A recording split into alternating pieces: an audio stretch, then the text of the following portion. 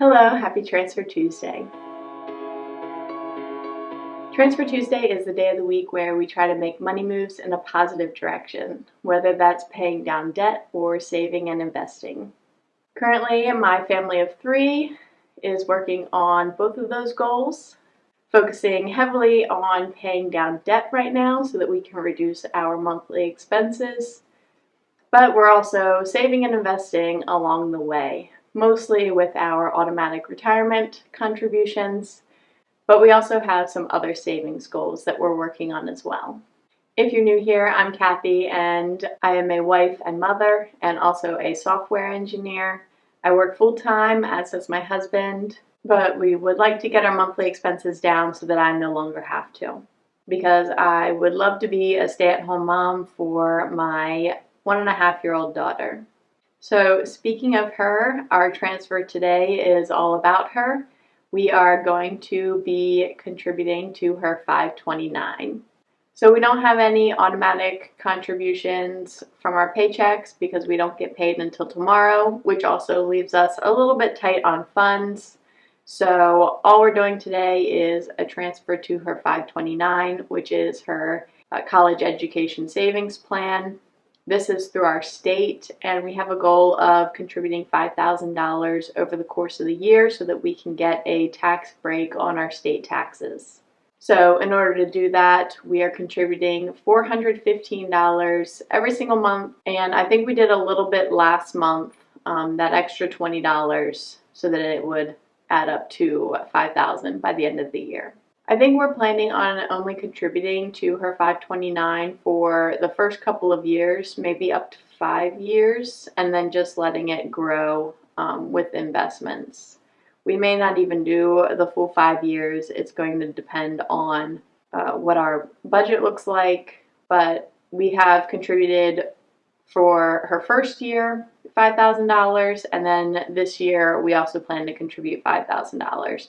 So she will have at least $10,000 invested from her first 2 years of life. So by the time she's 18, hopefully she has enough for college if she needs it, or at least a few semesters if she needs it. And if she doesn't need it because of scholarships or she doesn't go to college, then she can roll that over into a Roth IRA as long as that still remains an option. But that is what we're hoping for, which is why we're contributing to this. My parents didn't contribute to my college at all. I think my grandparents gave me a savings bond when I was really little. I got them for a couple of years. I think it was less than $2,000 total over the course of my first 10, 15 years. So it would be really nice to be able to help her through college if she needs it.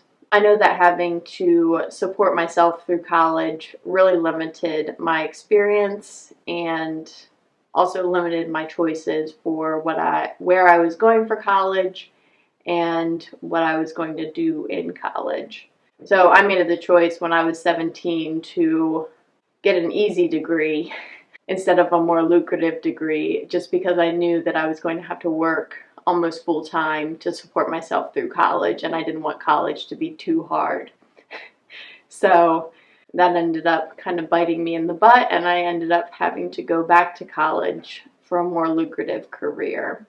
Fortunately, my workplace paid for it, so at least my first degree kind of got me into a job that had a tuition reimbursement program in order for me to get my second degree.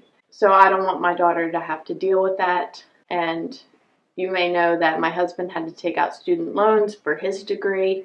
He even went to a community college, but because of the specific degree that he wanted, he needed a specific community college to get those prerequisites to set him on the path for the electrical engineering degree. And the community college that he went to was in a different county than the one that he lived in, which meant they charged state tuition. I think it's 3 or 4 times as much if you don't live in the county, which is pretty ridiculous because that makes the community college just as expensive or even more expensive than going to a state 4-year college. He did end up transferring to the state college after his 2 years, but he was left with student loans even though he was working as well. So I don't want that for my daughter, so I have the ability to help her out, and that's what I would love to do.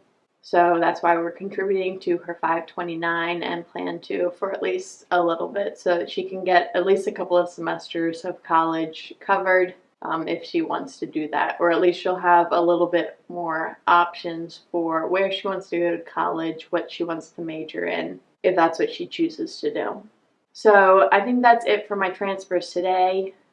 We have a little bit left in our budget. I think that's just going to sit in savings for now until we decide on whether or not we are going to remodel the bathroom, or we also have to get our pool fixed very soon. We're waiting on the guy to come out and look at that. We have a leak in our pool, and that's probably going to cost a few $1,000s to fix it. Even though we have over $5,000 in our home sinking fund, which is what we would use to cover that, I'm just going to feel more comfortable keeping our little bit of surplus in savings for now until we've worked out all of the details for fixing the pool, and we have some other changes coming up, and so I don't want to aggressively pay off debt right now. Currently, we were planning on paying off my retirement account loan next, but we are just kind of keeping our money in savings for a bit until everything smooths out, and then we'll probably do a lump sum towards the retirement account at some point in the near future with whatever we have saved up, probably at the end of the summer, after everything has been smoothed out, as I said.